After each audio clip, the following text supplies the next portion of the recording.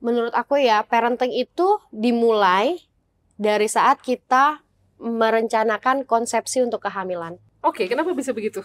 Karena ketika seorang wanita siap untuk hamil, dia akan lebih siap untuk menangani hal-hal yang akan terjadi sepanjang kehamilan dan anaknya lahir. Orang tua seperti itu karena mereka merasa itu wajar. Gitu, dan tidak ada niat mereka kayak sengaja nyakitin kita Sama gitu loh.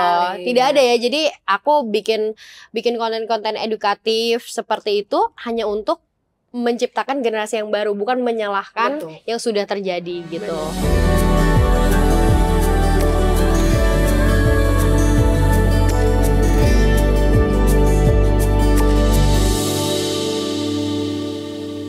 Yes, senang sekali bisa mengundang Kakak Nanda. Thank you. Selamat datang loh dari Belanda. How was Depok? Depok enak dan panas. Gerah terus bawaannya, makanya nih bawa kipas kemana-mana karena gerah terus di Depok ya. Iya. Tapi happy dong sekarang rumah udah jadi. Iya, alhamdulillah, puji Tuhan, happy banget. Jadi bener-bener the real kayak punya tempat untuk pulang. Iya, benar. Gitu. Gimana Kak? Maksud aku penasaran gini ya. Aku tuh jujur adalah salah satu orang di subscriber pertama kamu. Thank you. Tapi aku mau jujur, justru sekarang ini malah aku jarang nonton. Mungkin karena sibuk ya Bun ya. Iya. Ya. Jadi aku jarang nonton, tapi aku selalu nonton live update segini karena aku mau nonton. Oh, udah sukses kan Nandanya. Jadi iya, amin ya, makasih. Karena dari dulu aku nonton zaman kamu masih keliling naik sepeda Mahasya, nganterin makanan ke tetangga dengan angin yang luar biasa itu ya. Betul. Terus masih tinggal di apartemen ya di Utrecht ya. Sekarang terus rumah di Indo udah dibagusin dan bener-bener itu bikinnya itu ada yang endorse gak bikin apa? Kamu udah di scratch tuh semuanya tuh? Nggak ada, semuanya harus saya sendiri. Gimana perjuangannya? Nikmat. Perjuangannya luar biasa ya, karena kan memang mungkin kalau memang kita throwback, mungkin orang lihatnya oh sekarang cuma YouTube berapa tahun udah beres, tapi kan semua kerja keras, work ethic kita, segala macam itu kan dibentuk dari kita, mungkin dari remaja gitu, bahkan dari kecil gitu. Misalnya dulu zaman kecil suka bantuin ibu, bantuin bapak gitu kan, terus remaja orang-orang misalnya masih main, masih nongkrong-nongkrong. Aku jujur dulu udah casting sana-sini, dimulai dari jadi figuran, terus naik jadi FTV, sinetron, kayak gitu ya. Dan zaman dulu kan juga nggak ada sosial media yang gampang viral, bener nggak sih? Kayak kita bener-bener ya udah casting tuh sana-sini, nggak. Kalau misalnya sekarang mungkin kayak bikin video lucu, bikin video ngelawak, atau video kayak sumbernya cepet lah. Iya, lip sync atau apa, orang banyak nonton bisa dipanggil sama PH. Kalau dulu kita kayak mohon-mohon ibaratnya gitu kan, menawarkan diri gitu ya. Nah, dari situlah aku udah mulai belajar untuk kerja keras dan nggak gampang nyerah gitu. Karena juga memang kalau tinggal di luar negeri itu kan mungkin kelihatannya lebih enak ya, tapi kan apa-apa sendiri, bener-bener nggak ada yang bantuin, itu yang lebih struggle sih di situ. Dan semua perjuangan itu akhirnya juga dengan mindset aku juga yang selalu aku juga punya prinsip tuh, kalau kita punya uang lebih bukan dijadikan untuk spending, tapi untuk diinvest, ditabungin gitu. Dan di situ akhirnya aku pikir oke, aku udah punya penghasilan lebih nih dari mulai YouTube. Jualan makanan pun juga sebenarnya dulu penghasilannya banyak gitu ya. Karena kan memang nafkah dari suami, uangnya tetap ada gitu ya. Jadi ditabung buat beli apa atau buat bikin apa kayak gitu kan. Dan aku memang udah terbiasa, oke aku punya nih uang buat dari jualan makanan, aku mau beli kamera baru. Buat nge-YouTube. Dari YouTube mungkin terus langsung ada AdSense gitu kan. Terus dari AdSense sendiri kita tetap konsisten bikin setiap hari segala macam. Datanglah sponsor. Ketutup tuh. Nah, ketutup kan, iya kan gitu. Jadi dimulai dari situ semuanya Kak gitu ya. Memang nggak gampang, karena kita kalau misalnya dulunya memang dari uang ngepas terus tiba-tiba ada uang, pasti godaannya tuh berat ya. Kadang pengen seneng-seneng gitu. Tapi memang prinsip aku, kalau kita mau memiliki sesuatu yang lebih besar dari hanya sekedar beli baju baru, beli makanan enak gitu ya. Karena goal aku tuh dulu oke, aku harus punya rumah di Indonesia gitu kan ya. Karena di Belanda kan sudah ada, walaupun dulu apartemen, terus kita memang sudah kayak diskusi sama suami, pokoknya kalau misalnya kita mau nambah anak, kalau atau anak anak kita udah agak besar gitu, udah nggak bayi lagi, kita harus pindah ke rumah yang lebih besar ya. Berarti kan bebannya dibagi 2 tuh. Gimana caranya tuh di Belanda pindah rumah gitu kan. Nah, aku pikir di Indonesia aku harus punya rumah nih gitu. Jadi disitulah aku mulai bisa bekerja dengan lebih semangat dan juga lebih giat. Terus akhirnya aku mewujudkan untuk bisa punya rumah di Indonesia kayak gitu. Iya sih, tapi itu kan berdarah-darah juga ya. Maksudnya banget. Semua yang lagi bangun rumah tahu lah gitu di tengah-tengah adalah urusan ini. Masih untuk dapat kontraktor yang amanah. Betul sekali. Iya, itu makanya tuh memang kayak semuanya kalau kita bangun rumah, beli tanah itu kayak tidak boleh melawan semesta nggak sih gitu kan kayak karena jodoh-jodohan ya kan. Terus juga untuk cari tim kontraktor yang amanah, yang bagus segala macam itu juga kita harus detail dan ikutin feeling kita. Kalau di awal kita nih kayaknya kok gini ya, mending di-cut dari awal gitu. Ya kan? Jadi sekarang rumah yang ini udah sesuai dengan yang kamu impikan atau belum? Untuk starting ya, tapi namanya manusia puas ya. Tapi aku udah happy banget karena at least aku udah bilang kan sama suami, aku kalau punya rumah aku pengen ada kolam renang walaupun kecil. Karena aku bukan untuk sport apa, karena aku pengen anak-anakku bisa main air gitu kan di situ. Dari kecil ya. Iya kayak gitu. Terus kamarnya at least nyaman buat aku. Udah maksudnya speknya mirip-mirip kayak di hotel lah. Jadi aku nggak merindukan gimana ke hotel gitu, ngerti nggak? Kadang kan dulu kita pengen ke hotel nih, pengen kamar yang nyaman nah gitu kan. Itu nomor 1 aku pentingkan, kamar sama kamar mandiku kayak gitu. Terus alhamdulillah juga ada ruang kantor, studio walaupun kecil gitu kan. Terus ada bisa buat dapurnya juga bagus. Jadi aku memang ya udahlah nggak apa-apa tabungan habis, tapi dapat yang terbaik aku mau gitu. Jadi mulai dari nol lagi nih tabungannya. Iya. Kayak isi bensin. Dari nol ya. Iya. Tapi semua mimpi-mimpi kamu ini tuh bisa diwujudkan gitu ya. Menurut aku dengan support dari suami. Betul banget. Jadi aku tuh ngelihat begini loh. Perempuan itu bisa berdaya kalau suaminya juga bisa mensupport dia ya. Di mana nih posisi suami kamu nih, kayak gimana nih orangnya? Aku inget banget ya, awal aku bikin YouTube pasti sepi dong, namanya orang mulai dari nol dan I was nothing gitu. Kayak aku dulu aku di TV, tapi pada saat itu belum ada sosial media, belum ada jejak digital. Jadi mungkin aku pas mulai pun awal-awal masih kaku karena udah berapa tahun gitu kan nggak ada depan kamera. Cuman lama-lama terbiasa lagi ngomong gitu kan. Terus yang nonton tetap sepi. Terus aku inget banget, aku mau tidur kan kita suka pillow talk gitu ya. Aku bilang, menurut kamu aku bisa sukses gak sih di YouTube? Kayak aku doubting gitu. Gimana ya aku mulai YouTube ini? Terus kata dia, yang aku inget sampai sekarang, dia bilang, aku tahu kalau kamu mau sesuatu kamu pasti bisa dapetin itu. Kamu mau sukses pasti kamu sukses. Dan itu kayak, kok kamu bilang gitu? Ya kan soalnya dari dulu kamu keras kepala, kalau kamu mau sesuatu kamu pasti bisa dapetin gitu kan. Tapi aku ngerasa dia aja yakin sama aku gitu loh. Dan itu yang aku inget sampai sekarang gitu. Jadi dia nggak pernah doubting mau apapun mimpi aku, dia support karena dia tahu aku bakalan bisa walaupun kitanya ragu, ngerti nggak sih? Tapi dengan kekuatan support ya, emotional support, terus materi juga gitu kan. Materi juga support, kayak dia ngeliat aku 4 tahun aku pakai laptop suami buat ngedit. Di tahun ke-5 baru aku beli laptop sendiri yang bagus. Itu saking aku ngedit dan dia udah nggak apa-apa pakai laptop aku. Beneran itu semua laptop dia full sama editan aku. 4 tahun sampai laptopnya lemot kayak misalnya. Pastilah edit video. Iya, sampai laptopnya lemot gitu kan. Terus pas udah laptopnya dikasih, terus dia beli monitor gede buat aku. Nih aku beliin monitor, kamu ngeditnya jadi enak gitu kan. Kan biasa kita gini kan kalau laptop, kalau monitor kan jadi gini kan. Jadi poster kita terus layarnya jadi gede, dia beliin gitu. Jadi dia support dari kebutuhan kamu, maksudnya yang kecil-kecil kayak gitu ya. Iya, tapi kan berarti banget. Namanya di awal kan YouTube nggak ada uangnya, bener nggak sih? Iya kan gitu. Tapi dengan support seperti itu, dan juga ketika aku hamil punya anak gitu, dia nggak memberatkan sama sekali gitu ya. Dia mau nidurin anak, terus gantiin popok, mandiin gitu, nggak jagain anak gitu. Dan pas di saat aku sibuk, oke, aku tahu ya dia capek seharian ya, dari pagi sampai sore dia kerja 8 jam 9 jam gitu ya.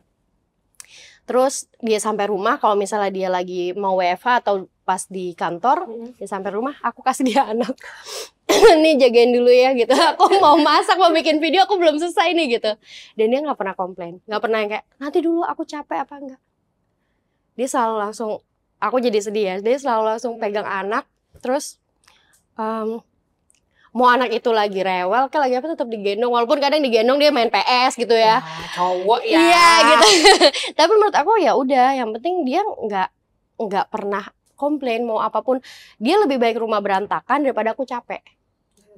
Jadi kalau misalnya aku capek gitu kan, aduh aku capek banget nih gitu. Yaudah sih tidur aja, udah aku yang beresin. Gitu. Udah kamu tidur udah, sana, aku yang beresin rumah, kata dia gitu. Mau dapur berantakan gitu, terus yaudah tidur aja besok lagi. Terus aku bilang, aku kalau besok pagi aku ngelihat dapur berantakan malah aku stres. Ya udah aku yang beresin, udah kamu tidur. Gitu, kamu masuk kamar gitu kan ya. Jadi menurut aku hal kayak gitu nggak bisa dibeli sama uang ya. Iya. Karena ya jodoh itu memang apa sih, rahasia Tuhan, dan aku sekarang percaya jodoh itu kayak cerminan kita nggak sih? Benar. Gitu ya. Benar. Dan aku yakin tanpa suami yang suportif kayak gitu, karir dan kehidupan rumah tangga kamu sih nggak kayak sekarang sih. Iya, benar. Kamu nggak bisa mencapai semua potensi kamu tanpa suami yang support itu. Ini di luar dia beliin kamu ina-inu ya. Iya. Tapi ketika kita dapet suami yang mau ngurus anak aja, mau megang, mau hands on, that's enough. Ya nggak sih? Iya, sama yang aku paling ingat itu katanya kan gini ya, wanita itu akan selalu mengingat masa-masa ketika dia hamil dan postpartum. Karena kan kayak kalau misalnya inget nggak pas kita hamil gitu, terus ada orang kayak nggak enak, itu tuh keinget seumur hidup nggak sih? Bener. Ini orang dulu gue waktu hamil diginiin nih sama orang gitu kan ya. Dan begitu juga pas postpartum, karena kan memang hormonalnya naik turun, terus juga itu titik terendah seorang wanita gitu kan, secara energi nggak ada, mental tuh abis-abisan gitu kan. Gue kayak gini banget ya. Nah ya kan, nah yang aku inget tuh pokoknya suami aku ngerasain 2 kali hamil, dia benar-benar ngambil cuti 6 minggu, karena di Belanda dibolehkan ya, dan dia nggak ngambil liburan, jadi cuti liburannya itu untuk ngurus bayi. Dan 3 minggu pertama kan bayi itu kayak masih belajar untuk nyusu, untuk apa sih? Iya, dan masih jam tidurnya masih yang begadang gitu kan, masih terbalik kan si siklus tidur dia. Itu tuh dia begadang ya dari jam 11 malam sampai jam 6 pagi. Karena bayi kita tuh dua-duanya tuh melek selalu. Aku tidur. Kamu harus tidur supaya nggak kecapean. Iya, biar aku recovery. Jadi aku pompa ASI sampai jam 10 malam, jam 11. Aku udah tinggalin dia. Ini ASI-nya gitu kan. Kamu susuin sampai jam 6 pagi. Jam 6 pagi aku bangun gantian. Wow. Itu hal yang normal nggak sih? Ini kita ngomongin masalah budaya ya. Hal normal nggak? Karena di Indonesia sekarang banyak juga cowok-cowok yang hands on kayak gitu, keren. Benar. Dan itu perlu kita apresiasi. Tapi secara budaya patriarki Indonesia kan cukup lebih strong nih. Kalau di Belanda apakah itu emang biasa kayak gitu? Kalau menurut aku juga ya tergantung family culture-nya ya. Karena aku lihat menurut aku juga gitu. Tapi ada juga temen yang sama-sama suaminya Belanda, malah suami istri gitu ya, sama-sama Belanda. Ada yang hands on, ada juga enggak. Jadi emang benar-benar karakter ya. Iya, ada juga yang dia punya anak dia sendiri. Tapi kalau misalnya kayak sama anak lain atau anak lain lagi main sama anak dia nggak bisa jagain gitu. Karena too much gitu loh. Nggak bisa gitu. Atau even megang bayi orang pun nggak mau. Ada yang sampai kayak gitu, itu temen-temenku, lingkunganku sendiri gitu ya. Terus ada juga yang sama-sama suami istri Belanda, terus ya udah suami cuma ngambil libur 3 hari atau seminggu, dimana istrinya yang masih capean banget, begadangin gitu. Nggak yang sampai sengaja istriku hamil lahirannya tahun depan di bulan ini aku udah blok ya, nggak boleh nih diganggu, nggak ada. Maksudnya ada juga yang nggak seperti itu gitu. Jadi tergantung masing-masing gitu ya. Jadi kamu makin sayang sama Papa Hasya kira-kira itu? Iya, makin bucin. Bucin ya? Emang kamu bucin gak sih orangnya? Aku bucin banget. Gitu. Iya. Karena gimana ya? Karena menurut aku ya kan gini, aku aku jujur aku terlahir dari keluarga broken home, ya kan. Jadi gimana caranya aku kasih contoh anak yang baik ke anak gitu. Aku mau menciptakan keluarga yang penuh cinta, penuh support. Ya harus dimulai dari aku dan suami dong. Dan justru juga mertua aku tuh mereka sweet banget orangnya. Mereka kayak jalan kemanapun gandeng tangan, lagi makan di restoran cium pipi ke suaminya gitu kan. Jadi kamu dapat a good example ya. Iya gitu. Jadi ya aku ngerasa aku harus bisa nih menciptakan keluarga baru yang keluarga impian aku gitu, yang tidak aku dapatkan gitu. I see. Iya sih. Memang aku jadi ingat konten-konten kamu yang baru-baru ini tuh kamu banyak mengkampanyekan soal ya toxic ya kan, toxic people or juga NPD parents. Apapun itu base kamu menyuarakan ini, aku rasa ini penting banget sih Nanda.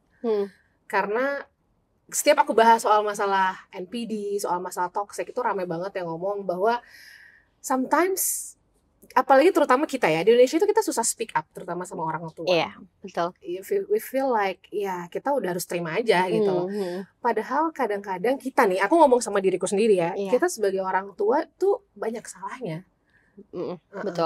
Betul. Aku jadi punya reminder ke diriku sendiri, jangan sampai misalnya aku dibesarkan di raise dengan mungkin yang aku tidak nyaman, aku akan menggitukan anakku lagi lah gitu kan. Nah, mengulang siklusnya lagi gitu ya. Jadi aku ngeliat konten-konten kamu sekarang itu jadi kayak reminder ya. Tapi apa yang bikin kamu trigger ya, selain kalau kamu gak mau cerita kenapanya, tapi apa yang sebenarnya pengen kamu sampaikan message-nya?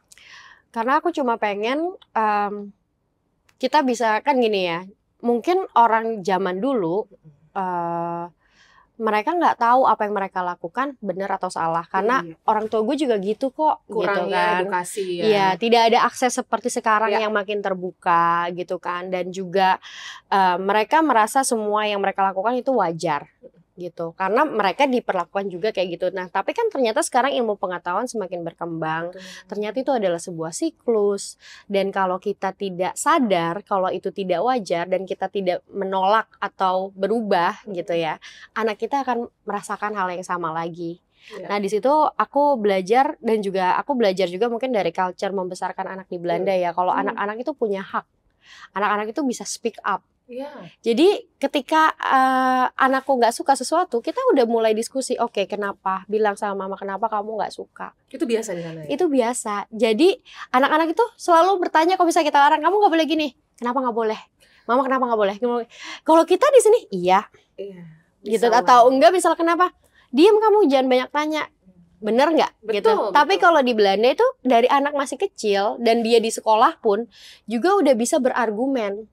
Udah bisa berdiskusi sama orang tuanya, dan orang tua itu sangat open gitu. Nah, disitulah aku ngerasa ini ada gap yang sangat berbeda nih dari Indonesia dan dari culture yang di Belanda ya, karena negara aku memang tinggalnya di Belanda gitu. Mungkin negara Eropa lain juga sama, aku nggak tahu. Nah, dan juga aku tersadar ternyata dari aku kecil yang aku pikir semua itu juga wajar, hanya kayak oh ya dulu aku kecil mungkin bahagia, tapi kayak mungkin bahagia main di sawah, main di kali, tapi di luar itu mungkin ada pola-pola pengasuhan yang atau perbuatan orang lain gitu ya, bukan dari orang tua aja, atau di mana aku dibesarkan lah gitu ya, banyak lingkungan yang terlibat kan gitu. Ternyata itu nggak bener loh orang gituin aku. Kan masih keinget banget. Kita baru sadar kadang-kadang sekarang nih. Iya gitu kan. Gitu kayak contoh ya, misalnya dulu aku pernah ada di posisi yang orang-orang pergi ke mall, aku nggak diajak. Orang-orang nih keluarga nih? Iya, saudara-saudara. Oke. Ngumpet-ngumpet. Nih aku jujur aja ya. Aku nggak diajak. Terus nanti mereka pulang, enak banget ya tadi makan pizza. Enak banget gitu. Dan kita sebagai anak kecil merasa nggak dianggap. Dan itu biar gimana menjadi sebuah luka gak sih? Betul. Karena kok dulu orang-orang tega sih gue gak diajak ya kalau misalnya. Padahal kita sekarang mampu nih ke mall tiap hari juga, ya ke mall doang lah gitu ya kan. Karena kita zaman dulu mikir mall itu hal yang mewah, hal yang luar biasa gitu kan zaman dulu. Padahal kita sekarang ke mall bisa setiap hari, ibaratnya cuman jalan-jalan aja bisa kok ke mall nggak beli apa-apa gitu kan. Nah pada saat itu aku jadi ke-trigger gitu. Oh sekarang aku kalau di rumah mau ada karyawan kayak ada yang bantuin atau siapapun, kalau aku mau pergi dan aku mau makan, ajak semua makan di meja yang sama, order terserah, nggak perlu nurutin aku order apa mereka harus sama. Aku nggak peduli, karena itu dari pengalaman waktu kecil. Itu trigger kamu ingin I'm gonna do better lah. Ya, dan aku juga ngajarin anak-anakku kayak Hasya sekarang udah mulai bisa protes juga. Tapi dia bisa lumayan jadi kayak teriak kalau ke orang. Aku selalu kasih tahu dia, nggak boleh kamu teriak. Kalau kamu sama papa mama nggak boleh teriak, kamu juga nggak boleh teriak ke orang lain. Gitu. Walaupun dia oh ya aku lupa mama, aku bilangin lagi karena memang namanya anak kan harus kita didik ya. Betul. Gitu. Memorinya juga masih pendek ya. Iya gitu, mungkin dia lupa atau mungkin juga dia, dan aku juga nggak tahu atau mungkin ke trigger dari mana. Kadang kan kita juga nggak sadar ya nggak sih gitu. Nah disitulah yang memicu aku sekarang membuat konten-konten edukatif seputar mental health dan parenting, karena memang sebenarnya dari dulu aku udah mulai share cara parentingku kan, dari MPASI, terus gimana aku memperlakukan Hasya juga kan, terus gimana kita ibaratnya gini loh, menurut aku ya parenting itu dimulai dari saat kita merencanakan konsepsi untuk kehamilan. Oke, kenapa bisa begitu? Karena ketika seorang wanita siap untuk hamil, dia akan lebih siap untuk menangani hal-hal yang akan terjadi sepanjang kehamilan dan anaknya lahir. Karena orang-orang yang memang mau berusaha untuk hamil, mereka mengharapkan seorang anak. Iya, bener nggak? Mereka akan banyak belajar. Ya, dan lebih banyak belajar karena anak ini diinginkan. Iya, betul. Iya kan? Beda dengan yang aku tiba-tiba hamil. Pasti kaget dong, ya kan? Walaupun aku nggak bilang dia nggak sayang anaknya, pasti sayang. Tapi perencanaannya beda. Mungkin yang tadinya dia mau sibuk apa dulu, tahu-tahu hamil. Betul. Dan dengan orang yang memang, oke, aku siap untuk hamil. Aku siap untuk jadi ibu, untuk punya anak. Walaupun dalam prosesnya tetap sama-sama belajar gitu ya. Betul. Jadi parenting itu dimulai dari ketika masa konsepsi, hamil, melahirkan, dan even sampai kita tua. Banget. Iya kan? Kamu pasti ngerasa gini deh, dengan kita melahirkan anak, somehow kita nih, aku Sheryl, kamu Nanda, itu kayak terlahir kembali tuh nggak? Iya, jadi kita gitu anaknya lahir, kita terlahir sebagai seorang ibu, karena nambah perannya kan. Dan itu langsung kayak, akhirnya aku merasa sekarang, oke, aku baru tahu, ternyata menjadi seorang ibu itu kita harus selesai sama diri kita sendiri. Nah, itu betul. Sulit ya. Sulit banget.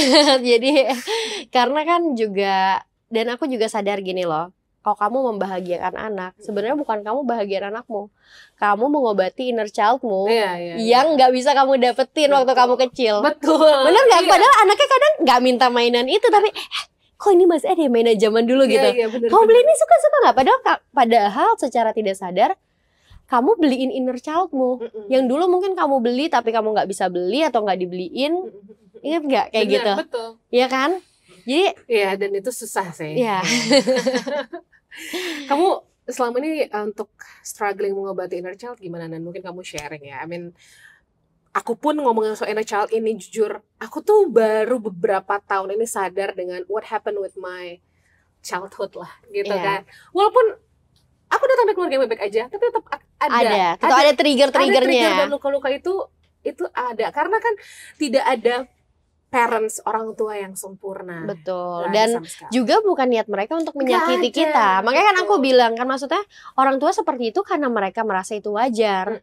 Gitu. Dan tidak ada niat mereka kayak sengaja nyakitin kita gitu loh. Tidak ada ya. Jadi aku bikin konten-konten edukatif seperti itu hanya untuk menciptakan generasi yang baru, bukan menyalahkan yang sudah terjadi gitu. Nah, kalau menurut aku perjalananku ya untuk mengobati inner child itu aku mulai dari 2 tahun sebelum aku hamil, Hasya. Karena aku sadar aku nggak bisa jadi ibu nih gitu. Aku takut hamil. Iya. Kenapa tuh? Jadi pas kita nikah, aku bilang aku nggak mau langsung hamil ya gitu. Kenapa? Kata dia gitu. Aku belum siap aja. Oh, terus dia bilang ya udahlah secara finansial juga kita better berdua dulu gitu ya. Nah, karena kan sama-sama merintis gitu. Terus aku terapi karena aku ngerasa aku takut untuk hamil. Oke, kamu terapi khusus psikolog? Ke psikolog. Okay. Aku terapi, terus aku terapi kayak menghilangkan trauma-trauma, bukan menghilangkan ya, how to deal. Iya, how to cope. Coping, buat dealing. Karena kan kalau trauma itu nggak bisa hilang. Bener. Tapi gimana caranya kamu bisa menerima dan membuat itu jadi apa ya, acceptance lah intinya, kamu menerima itu gitu. Kalau itu memang kamu pernah merasakan gitu ya. Nah, itu aku terapi, ada namanya EMDR sama terapi konseling kayak gitu. Terus dan itu prosesnya, well jujur aja sampai tahun ini aku masih terapi. Tapi terapiku udah jarang ya, kayak misalnya dulu seminggu sekali dateng gitu kan. Iya, sekarang 3 bulan sekali gitu. Kayak hanya untuk catch up, gimana, how's your life, kayak gitu-gitu kan. Cuman memang enaknya di Belanda kan kayak gitu termasuk semua di cover ya sama asuransi. Jadi billku itu bisa ratusan juta karena kan sesi terapinya kan mahal. Tapi kan kita lihat di bill asuransi gitu ya, itu semua udah di cover. Aduh, kita sampai situ deh, ceritain deh. Iya, di situ. Jadi aku memang banyak melakukan sesi terapi, konseling, dan pada akhirnya aku menyadari, aku bilang, kadang aku ada juga yang terjadi hal yang nggak menyenangkan gitu pada saat aku hamil gitu. Terus terapisku, oh ya Nanda, itu berat banget ya buat kamu, aku nggak nyangka gini misalnya gitu ya. Terus pada akhirnya aku merasa aku udah bisa bercerita hal yang nggak menyenangkan itu dengan lebih light gitu, karena aku sudah accept ya, that's life. Aku udah bisa nerima itu, aku udah bisa handle itu tanpa emosi. Walaupun aku tetap sedih pasti ya, tapi aku udah nggak reaktif lagi kepada suatu kejadian kayak gitu. Dan ya udah, pada intinya tuh memang kita harus accept, kita harus menerima kalau itu sesuatu yang menyakitkan. Tapi ketika kita tahu, kita bisa bangkit. Kita nggak yang denial gitu loh, enggak gitu kan ya. Karena aku udah tahu semua. Jadi aku aku non reaktif aja deh. Aku fokus sama yang ada di depan mataku. Anak-anakku masih kecil, aku punya suami, aku masih juga punya keluarga, tim kerja gitu kan, yang aku mau lebih positif aja gitu. Iya benar. Kayaknya itu sih yang paling pas diambil ketika kita udah nggak tahu mau ngapain dengan sesuatu yang toksik, yang non reaktif. Jadi kita kayak rasanya udah flat gitu ya. Iya. Jadi memang gini loh, kita nggak bisa berbuat atau mengatur hal-hal yang di luar kehendak kita. Ngerti nggak? Yang di luar tangan kita gitu loh. Jadi apapun yang udah nggak bisa kita handle, lepaskan. Just is so hard. Berat banget, karena sebagai manusia kamu pasti mau, ini harusnya kan gini, ini harusnya gini, nggak bisa gitu dong gitu ya. Aku sekarang bener-bener setelah aku punya anak 2, aku belajar, oke, kalau aku nggak bisa, itu bukan kuasaku lagi lah, di tanganku lagi, udahlah bodo amat, terserah deh. Bener. Dan susah. Iya, susah. Apalagi orang perfeksionis ya. Biasa kita handle sendiri kerjaan. Betul. Kalau misalnya banyak banget nih ya di komen-komen kamu juga, di semua channel YouTubeku nih juga banyak banget yang kejadian about toxic. Ketika contoh, anggap aja orang yang terdekat dari kita toxic ya, itu bisa pasangan, itu bisa sahabat, bisa parents, bisa siapapun itu. Dan ketika kita mencoba untuk kasih tahu dia bahwa kita tuh ngerasain gini loh sama kamu, kita tuh gini, tapi mereka nggak bisa terima, dan akhirnya kayak nggak ngerti gitu aja terus. Jadi kita kayak capek gitu ya, harus ngomong apa sih gitu. Jujur aku pernah ngerasain sih kayak gitu. Kayak, aku tuh ngerasain begini, tapi nggak bisa. Mereka malah lebih marah dan merasa, mungkin kalau orang tua akan bilang kamu durhaka ya gitu. Ujung-ujungnya kan kalau orang tua misalnya gitu, atau kalau pasangan mungkin menyakiti dengan cara yang lain. Apa yang kamu lakuin sekarang atau juga kamu bisa bagi tipsnya? Dulu aku sama kayak kamu, berusaha menjelaskan, jangan gitu dong. Tahu nggak sebenarnya ini gini gitu. Aku menjelaskan dengan cara selembut Lembut mungkin, banget, ya. nggak pakai emosi. Even kadang kok aku harus menyusun kata-kata dulu gitu kan, terus aku hapus lagi. Terus gimana cara ngomongnya, aku latihan ngomong dulu, bener nggak? Iya. Tapi sekarang adalah non reaktif. Mau siapapun yang toksik, mau teman, mau orang terdekat, siapapun aku udah non reaktif. Aku menganggap misalnya mereka itu membara, menggebu-gebu, marah atau apa, dan aku tahu there's nothing wrong gitu. Atau hanya projecting ke aku seolah aku yang salah misalnya ya. Padahal aku bereaksi karena aksi mereka misalnya. Bener gak sih? Dan itu mereka tidak bisa terima. Gak bisa, karena dia menyalahkan reaksi kita. Bukan kenapa kamu reaksi gitu karena aku seperti ini ya gitu. Bener gak gitu? Nah dulu aku udah capek kayak gitu. Aku udah mencoba memperbaiki hubungan bertahun-tahun dengan orang-orang yang terdekat yang memang seperti itu. Pada akhirnya aku cut off. Mau itu sahabat, mau itu siapapun ya gitu. Tapi cut off bukan berarti aku nggak hubungin sama sekali. Aku care, aku gini loh. Oke, I love you from the distance. Jadi aku masih care sama dia. Kadang aku masih suka tanya kabar gimana segala macam. Tapi aku udah nggak mau bahas lagi. Dan aku non reaktif aja. Terserah mau orang marah, mau apa. Karena aku ngerasa ya udahlah, aku mau fokus ke yang lain aja. Karena aku udah nggak mau wasting time, wasting energy lagi buat hal-hal yang seperti itu gitu. Benar-benar. Karena itu bikin kitanya jadi nggak tahu kenapa orang-orang kayak gitu tuh tahu banget cara menekan tombol amarah kita ya. karena you know what, orang-orang yang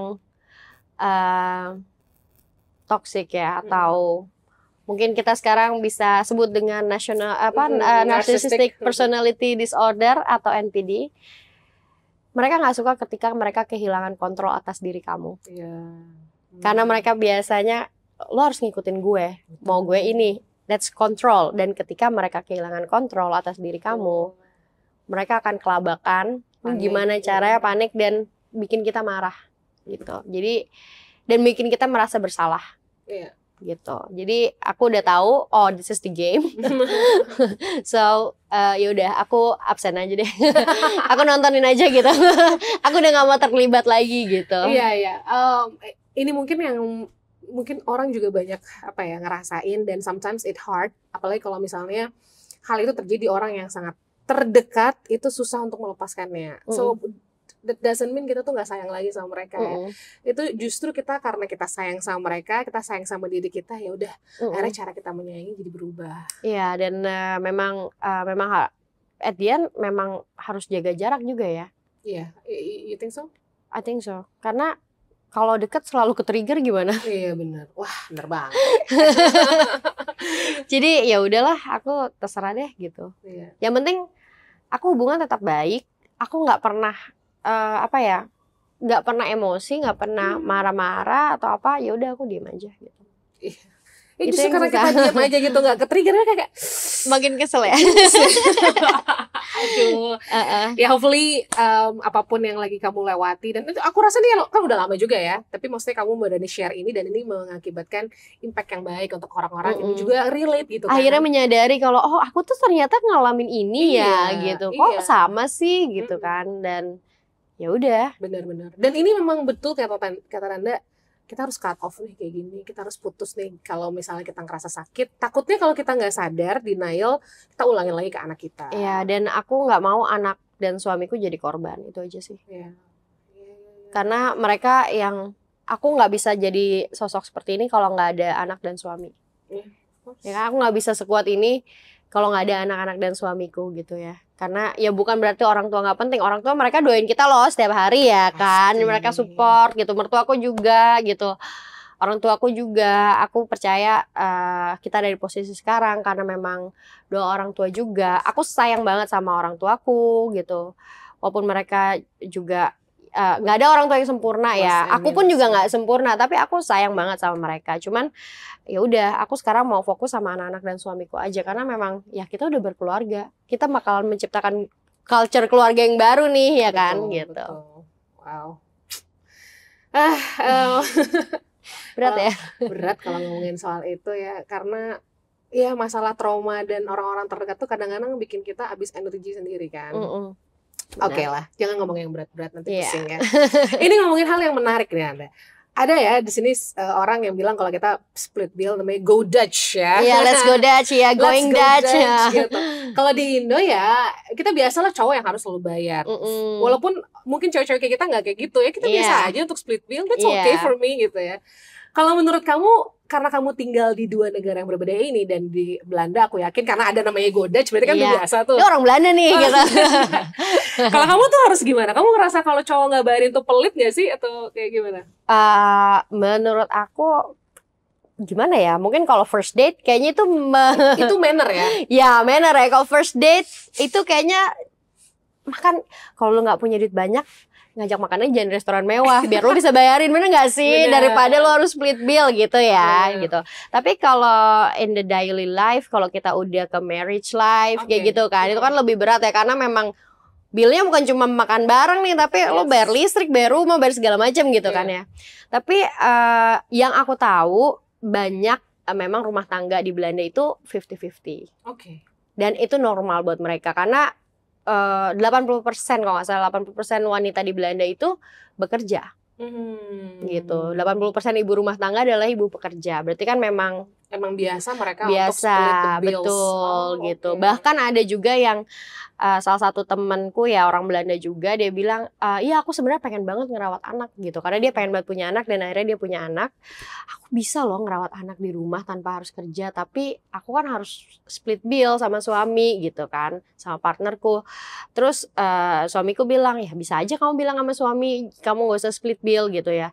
Nggak enak, aku nggak ngerasa gitu, ngerti nggak? Jadi dari dianya sendiri yang merasa dia nggak berdaya kalau dia nggak split bill gitu. Tapi kalau di rumah tanggaku jujur memang kita dari awal aku udah bilang aku pindah ke Belanda, aku nggak tahu loh kapan aku bisa financial independent gitu kan ya kan, semuanya aku tinggalin. Karena kan gitu. Kamu diboyong ya. Betul gitu. Terus dia ya udah, tapi ya kita hidup dengan standar yang bisa dia provide, and then it was okay buat aku gitu loh. Aku juga ya udah, aku juga bukan tipe istri yang harus ini gitu kan. Ya udah, kita mampunya misalnya ke restoran sebulan sekali doang, nggak seminggu sekali misalnya gitu ya, it's okay. Atau kita mampunya liburannya mungkin cuma di Eropa aja nih, nggak yang jauh-jauh, it's okay buat aku gitu. Jadi rata-rata memang 50-50. Even kalau kita berteman, itu kita ngopi nih, itu langsung split bill. Kalau ini kan kalau di Indonesia pakai uang lu dulu. Iya, atau gue aja gitu. Ya udah gue aja, ntar lu kapan-kapan misalnya besok lagi gitu. Kalau itu ya udah langsung split bill, atau pakai uang satu orang. Terus langsung ada aplikasi di Belanda tuh namanya Tiki. Itu aplikasi buat split bill. Jadi berapa jumlahnya dibagi berapa orang, langsung pakai kalkulator dikirim linknya. Jadi lu nggak ada alasan nih buat nggak bayar gitu. Dan it's normal. It's normal ya. Iya. Tapi menurut aku kalau misalnya ada, ini menurut aku ya, mungkin orang bisa nggak setuju. Tapi kalau perempuan dan dia bisa contribute dalam rumah tangganya, kita merasa lebih pede dan merasa lebih dihargai. Kamu ngerasa gitu? Iya betul. Jadi aku di awal berapa tahun pertama gitu kan, semua suamiku yang nanggung gitu. Terus ketika aku sudah mulai able untuk bayar, udah bisa ada pemasukan lah ya gitu, aku lebih seneng juga, kayak misalnya walaupun semua basic needs masih tetap dia yang bayar gitu, tapi kalau misalnya ada kebutuhan atau holiday atau apa, aku ngerasa yaudah ini aku yang booking ya gitu.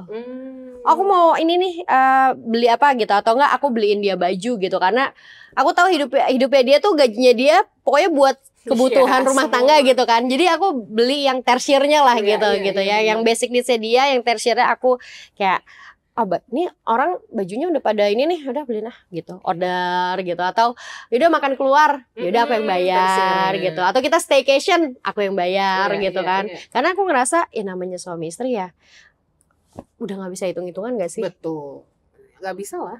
Iya kan? Bener. Harusnya bareng-bareng gitu, karena kan lo rumah tangga bersama ya. Aku kadang suka bingung yang uang suami, uang istri, atau ada kan peribahasa kayak gitu ya. Uang suami, uang istri. Uang istri aja. Nah, ya kayak gitu. Tapi aku ngerasa aku nggak mau kayak gitu, karena apapun yang akan keputusan finansial apapun yang akan aku lakukan, aku selalu diskusi. Walaupun itu pakai uangku atau walaupun pakai uang dia. Ngerti nggak? Jadi dia pun juga sama akhirnya gitu. Jadi mau dia mau beli apapun, mau itu pakai duit dia selalu bilang, aku mau beli ini ya gitu. Padahal juga ya udah kan duit lo ya gitu ya. Dan sama aku juga, aku mau beli ini deh kayaknya, gimana? Ya udah terserah, emang kamu butuh, iya ya udah gitu. Kan gampang kalau dikomunikasikan, benar nggak? Iya gitu. Oke. Apa yang paling kamu syukurin akhir-akhir ini, Nanda? My life. Aku bersyukur sama hidupku. Aku nggak mau ngeluh sebisa mungkin, karena aku ngerasa hidupku sangat indah.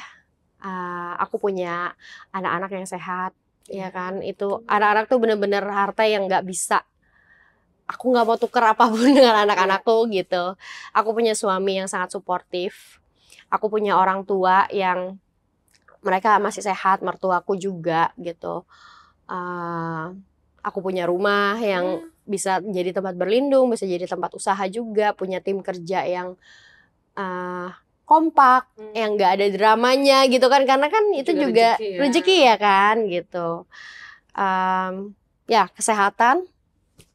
Dan aku bisa ke Indonesia setahun beberapa kali, itu juga sebuah rezeki juga kan gitu. Kadang orang ada punya uang nggak punya waktu, orang ada punya waktu tapi uangnya kurang. Tapi ketika kamu bisa combining, sambil aku mudik, sambil aku juga kerja, nanti aku balik lagi gitu, sambil juga merencanakan mimpi-mimpi yang lain, itu semua yang bikin hidup aku tuh kayak komplit gitu. Jadi aku ya udah, aku nggak mau ngeluh, ngapain? Iya benar. Ya kan, walaupun masalah tuh pasti ada lah, nggak mungkin nggak ada manusia yang nggak punya masalah hidup, bener nggak? Gitu. Jadi semuanya ya aku syukuri semua hal-hal kecil buat di diri aku yang ya udah, ini hidup aku gitu. Kamu punya satu pandangan nggak ketika kamu nanti udah tua, anak-anak udah gede sama suami, what are you gonna do? Maksudnya kan kalau di Belanda it's normal ya, kita tinggal di elderly house, spend time. Apa yang pengen kamu lakuin? Yang mungkin aku berpikir gini ya, anakku kan sekarang punya 2 paspor, Indonesia dan Belanda. 17 mereka choose ya? Iya, dari 18 ke 21 mereka ada 3 tahun untuk memilih. Jadi 21 benar-benar mereka harus lepasin salah satunya gitu. And aku udah bilang sama suamiku, sama orang tua atau mertuaku gitu. Aku bilang, aku akan kasih anak-anakku fully option buat mereka mau pilih paspor mana. Bukan berarti aku orang Indonesia, aku harus, mau orang Indonesia, kamu jadi orang Indonesia aja gitu. Ngerti nggak? Aku nggak mau, karena logically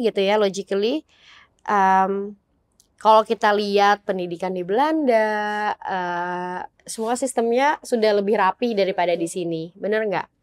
Bukannya aku mendewakan ya, it's a fact. It's a fact gitu. Jadi kalau mereka at the end mereka pilih untuk meneruskan pendidikan di Belanda, kuliah, berkarir di Belanda, it's okay buat aku. Aku akan membebaskan itu semua. Tapi yang aku pengen, aku sama suami kita pensiun berdua. Traveling, nikmatin hari santai-santai, ya udah berdua aja, biarin aja anak-anak sibuk gitu sama urusan mereka. Dan juga kenapa aku kerja keras banget, karena aku nggak mau membebani anak-anakku dengan menanggung hidup kita gitu. Dan aku udah gini ya sama suami, oke, kamu kan sekarang masih kerja nih, berkarir, berarti dia ada uang pensiun.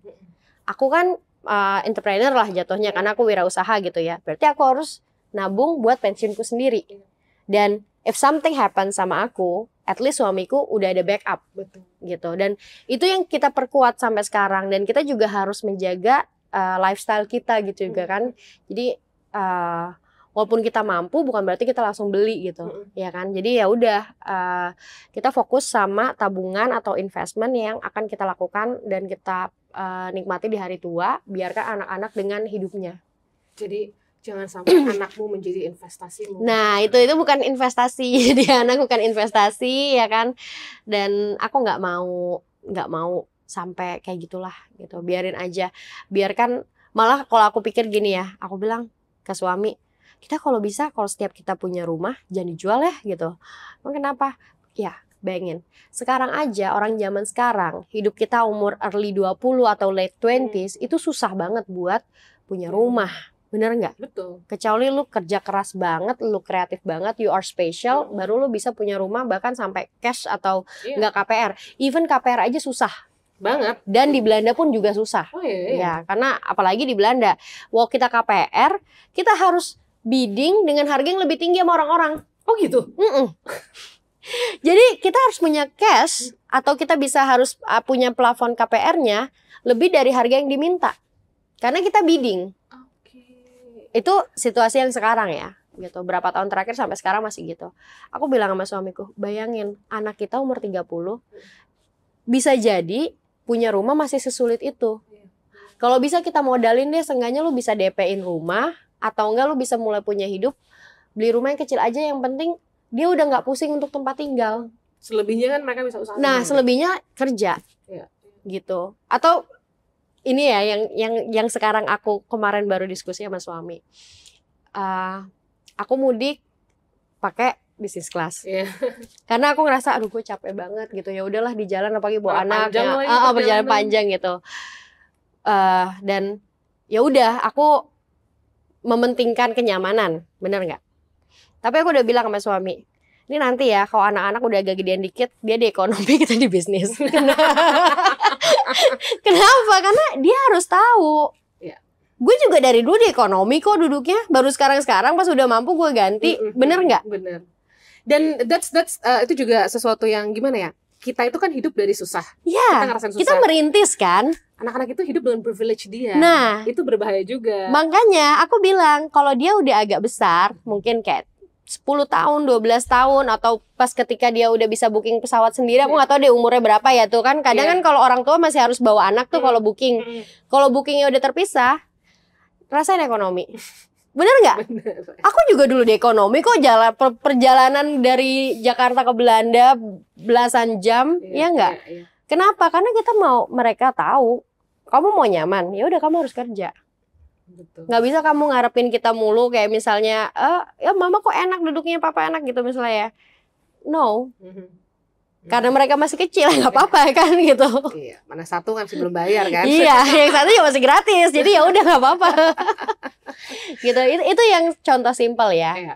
Karena biar gimana anak juga nggak bisa kita kasih fully privilege juga. Mereka harus bisa berusaha, harus kerja keras gitu. Kayak Hasya deh sekarang juga paket.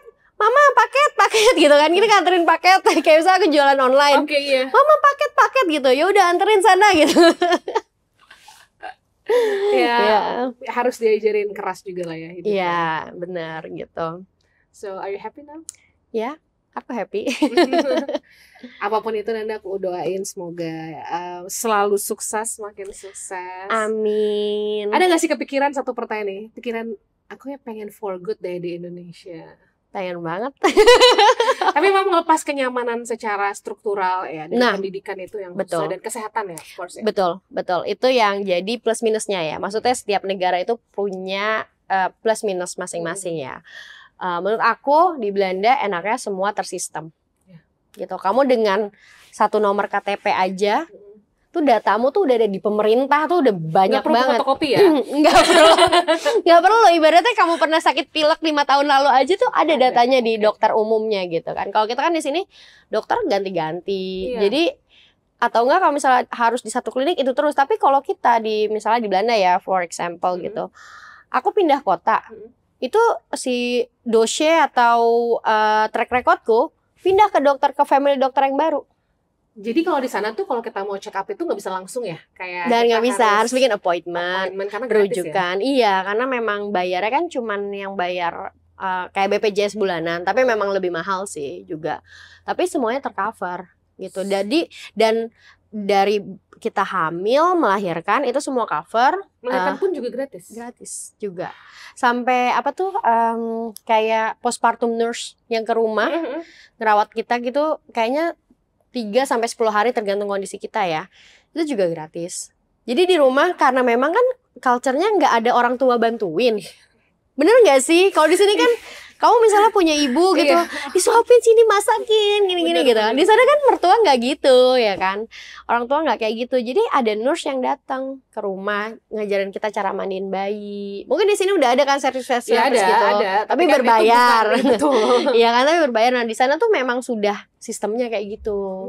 Terus kayak misalnya habis lahiran ditelepon lagi ya sama dokternya gimana, how you feeling, how you doing.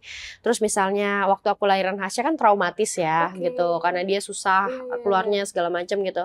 Terus aku nggak bisa tidur ya udah kamu langsung terapi, terus dikasih langsung pendampingan terapi psikolog apa segala macam. Ya tuh bedain negara maju dan kita yang masih nah gitu kan, nah itu yang beda gitu. Terus anak-anak pendidikan gratis sampai college lah, sampai SMA. Terus college-nya juga let's say kamu kalau misalnya kuliah di Belanda dari Indonesia nih ya, orang non EU mungkin setahunnya tuition fee bisa 200 sampai 400 juta.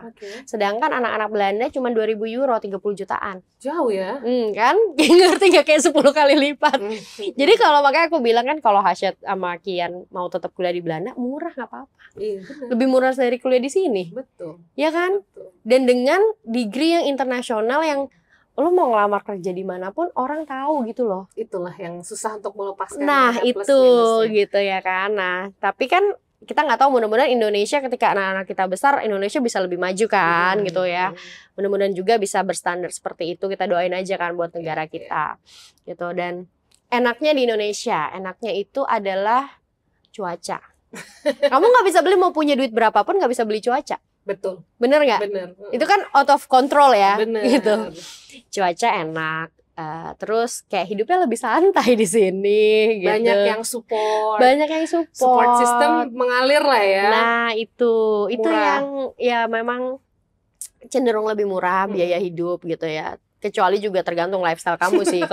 Kalau aku sih ya udah kayak belanja sayur, belanja apa nggak perlu yang mahal-mahal kan gitu. Itu aja sih yang bedanya ya. Iya. Ya, aku no complaints ya kalau masalah pendidikan. That's why mudah-mudahan di sini akan semakin lebih baik. Amin. Memang di sini ya sekolah gratis lah. Tapi kalau misalnya kamu pengen one step ahead, kurikulum yang lebih baik, ya pasti bayarnya tuh, aduh, mau nangis. Mau nangis ya, karena memang that's the fact. Faktanya kayak gitu ya. Walaupun aku dulu juga sekolah negeri sih, SD negeri, nggak apa-apa juga. Nggak apa-apa. It's okay gitu. Cuman kan dengan zaman sekarang ini kan makin berkembang ya. Benar. Standarisasinya gitu loh makin berkembang. Jadi ya pilihan antara mau masukin tetap negeri atau kalau ada rezeki lebih udah deh nggak apa-apa masuk swasta misalnya gitu ya. Dan mudah-mudahan gini, SD negeri kita, SMP negeri kita, sekolah negeri kita kualitasnya bisa membaik gitu kan. Tapi kan sekarang juga negeri udah banyak yang pilihan-pilihan tuh. Ya kan, yang bagus-bagus. Mudah-mudahan nggak cuma beberapa ya, tapi semuanya menjadi top gitu loh. Jadi orang tua nggak doubting lagi, nggak ragu lagi nih mau nyekolahin anaknya. Kayak udah lebih percaya deh sama standarnya pemerintah gitu. Ya kan? Itu kan harapan ya, nggak apa-apa dong berharap yang bagus-bagus ya buat negara kita gitu. Pasti. Kan kamu masih paspor masih Indonesia? Oh pasti. Itu udah perjanjian sama suami, aku nggak mau ganti paspor. Aku bilang gitu, iya. Kamu kan kalau ada paspor ganti Belanda kan akan lebih banyak privilege yang kamu dapet ya? Betul banget. Terutama kalau kita mau family holiday gitu kan. Misalnya I'm the one, ya tapi I'm the one ngurus yang ngurus visa kayak aduh ini mau ke sini kayak harus vaksin ini, harus ini, ke visanya gini. Oke. Tapi ya banyak yang beberapa bilang, aku ganti aja deh karena kalau traveling gampang. Benar. Iya sih. Nggak pakai ngurus visa, bahkan ada yang nggak pakai visa on arrival tinggal bisa gitu, bebas kan ya. Cuman aku pikir lagi, ya aku traveling paling setahun berapa kali. Ya dan rezekimu masih dari Indonesia, Nanda? Iya, rezekiku juga dari Indonesia. Alhamdulillah ya, masih ada rezeki di sini gitu kan. Aku merasa kayak itu adalah, walaupun kamu bayar pajak mungkin di sana ya, tapi kan your subscriber pasti banyak kan orang Indonesia. Betul. Kayak your give back lah ke sini. Iya. Rasanya gitu ya. Iya, dan aku nggak tahu kenapa ya, aku suka aja sama Indonesia gitu. Maksudnya ada juga orang yang memang udah di luar negeri tuh kayak aku nggak mau balik lagi. Mungkin ada rasa trauma atau apa, aku nggak ngerti juga ya. Tapi kan setiap orang berbeda. Iya. Dan setiap keputusan orang mau ganti paspor ya, ganti kewarganegaraan, mau nggak dia balik-balik lagi ke Indonesia, kita nggak pernah tahu kenapa dia melakukan kayak gitu. Benar. Dan aku nggak peduli juga, bodo amat, terserah gitu kan. Ya yang penting aku nggak mau ganti, and then ya udah, aku kalau bisa aku balik lagi ke Indonesia gitu aja sih. Paspor hijau forever lah ya. Iya. Aduh. Terakhir Nanda, mungkin ini kan yang menjadi jejak digital ya, pasti. One day kalau Hasya sudah bisa mengerti apa yang kamu katakan, sebenarnya apa sih yang pengen kamu sampaikan ke Hasya? Dan sorry, satu lagi Kian. Nah, Kian ketika mereka udah ngerti dan mereka udah bisa search mamanya di YouTube, oh mamaku pernah ngomong gini. Apa yang pengen kamu sampaikan to the loves of your life? Wow. Buat Hasya sama Kian, aduh aku selalu sedih kalau kayak gini, kenapa ya? Karena anak. Jadi Mama minta maaf kalau Mama jadi orang tua yang gak sempurna. Mama cuma mau berusaha kasih Hasya sama Kian yang terbaik untuk punya masa depan yang bagus, dan kalian bisa jadi diri kalian sendiri, bisa happy dengan hidup kalian, yang gak usah mikirin atau Mama berusaha dengan semua kerja keras yang sekarang tuh biar Mama nggak jadi beban ya, Papa sama Mama nggak jadi beban buat kalian, biar kalian pokoknya bisa terserah deh mau lakuin apa aja gitu, itu semua buat kalian gitu. Dan apapun yang Mama punya, Papa punya saat ini, itu semua juga buat kalian gitu. Jadi maaf kalau Mama kadang suka ada masih emosinya gitu ya, suka capek kayak gitu, itu Mama minta maaf banget. Dan Mama sangat terbuka kalau misalnya kalian mau diskusi tentang, mungkin ada yang keinget tentang pengasuhan Mama. Dari sekarang Mama udah minta maaf ya. Thank you Nanda. Yeah. Semoga banyak orang-orang di luar yang lebih mindful tentang parenting ya. Karena ya nanti memang kita bisa belajar saat kita menjadi orang tua. Tapi baiknya sebelum kita jadi orang tua kita persiapkan itu, karena kasihan anak-anak itu, mereka kan nggak minta dilahirin. So they deserve to have the best version of us. Iya, betul banget. Karena tidak ada anak yang minta dilahirkan, orang tua yang pengen punya anak banget. Iya kan? Jadi tidak sepantasnya ketika mereka nggak minta dilahirkan, terus mereka harus membayar apa yang sudah kita kasih untuk membesarkan mereka. Itu coba itu stop di kita aja gitu loh. Generasi selanjutnya biarkan jadi generasi yang lebih baik gitu ya. Betul. Dan memang anak tidak ada tanggungan untuk bertanggung jawab sama kita. Iya. Memang secara kultural iya. Menurut aku enggak sih. Kita tanggung jawab membesarkan dia, tapi dia tidak punya tanggung jawab untuk menyenangkan kita. Nah, itu juga yang memang harus kita budayakan ya. Betul. Kita bikin new culture. New culture, aku setuju. Ya, gitu. Aku setuju. Setuju juga. Thank you Nanda. Thank you.